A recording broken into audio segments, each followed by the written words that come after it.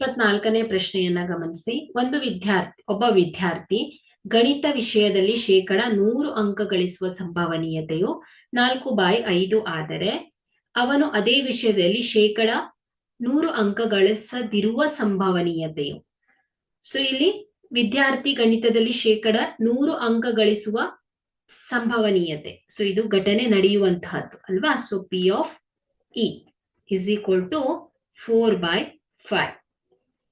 So ಇಲ್ಲಿ ವಿದ್ಯಾರ್ಥಿ 100 ಅಂಕಗಳನ್ನ ಗಳಿಸದೇ ಇರುವಂತಹ ಸಂಭವನೀಯತೆಯನ್ನ ಲೆಕ್ಕಾಚಾರ ಹಾಕ್ಬೇಕು. ಸೊ ಇದು ಪಿ ಆಫ್ ಇ ಡ್ಯಾಶ್ ಘಟನೆ ನಡೆಯದೇ ಇರುವಂತದ್ದು ಅಂದ್ರೆ ಪೂರಕ ಘಟನೆ.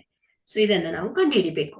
ಸೊ ಇಲ್ಲಿ ನಮ್ಗೆ ಸಂಭವನೀಯತೆ ಸಿದ್ಧಾಂತದ ಪ್ರಕಾರ ಒಂದು ಘಟನೆ ನಡೆಯುವ ಸಂಭವನೀಯತೆ ಮತ್ತು ಘಟನೆ ನಡೆಯದಿರುವ ಸಂಭವನೀಯತೆಗಳ ಮೊತ್ತ ಏನಾಗಿರುತ್ತೆ? 1 ಆಗಿರುತ್ತೆ.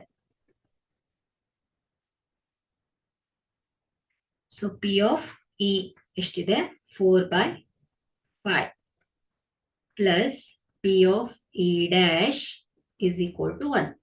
So P of E dash is equal to 1 minus 4/5. So ಇದೆಷ್ಟಾಗತ್ತೆ? 1/5 ಪಿ ಆಫ್ ಇ ಡ್ಯಾಶ್. ಹಾಗಾದ್ರೆ ಇಲ್ಲಿ